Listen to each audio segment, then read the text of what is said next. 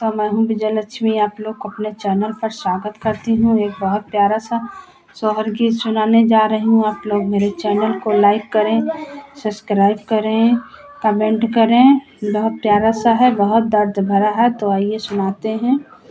अंगना में बैठी है सासो बिरहा, बोलिया बुआ लई बिरहा, बोलिया बुआ लाई हो। बौहर कौन नीरा मोहिया, कई बेटिया नैहर नाही जाती, नैहर नाही जाती हो।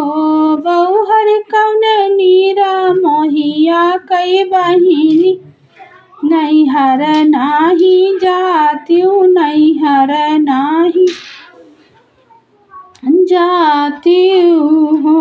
बौहर कबहू नया मैं तुहरा भैया, तो फोनवो न करई, तो हलियान पूछई हो।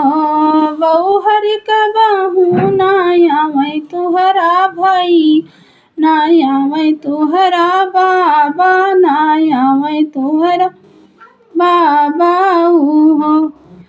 बौहर कवन करमय सकैलु, बीरन नाही पूछई, बीरन नाही पूछई हो।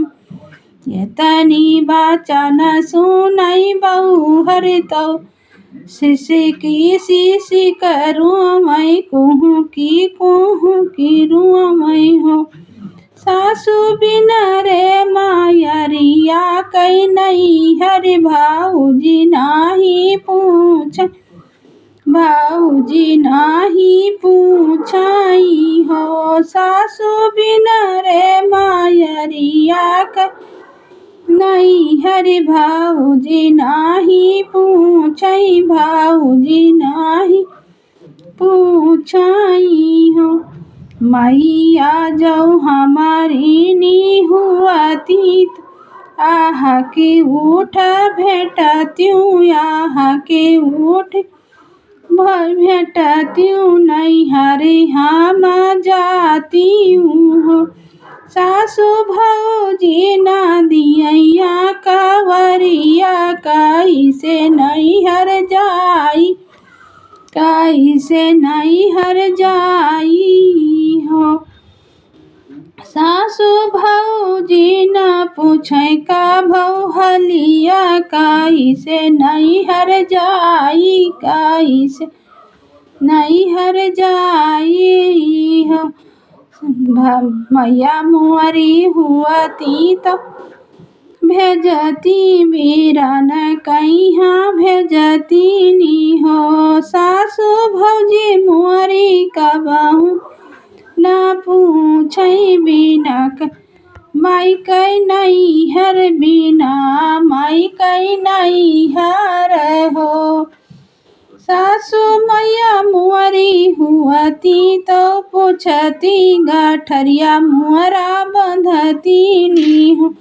सासु यसनीरा मैया मुअरी भौजी, कबहू नाही पूछई, कबहू नाही पूछई हो। मैया मुअरी हुआती, तो जाईती हमका पियरिया देती, हमका पियरिया देती हो। सासु तुमकाई दियती चुनरी, गाठरिया उठी बंधती, गाठरिया उठी बंधती नी हो। सासु यसनीरा महिया भाऊजिया, लुगरिया नाही दियई, लुगरिया नाही दियई हो। सासु यसनीरा महिया भाऊजिया, लुगरिया नाही दियई हो। मैया मुअरी हुआती, बोलौती गले जाई भेटती, गले जाई भेटती हो। सासु भौ जीना दिया कावरिया कैसे नैहर जाई, कैसे नैहर जाई हो।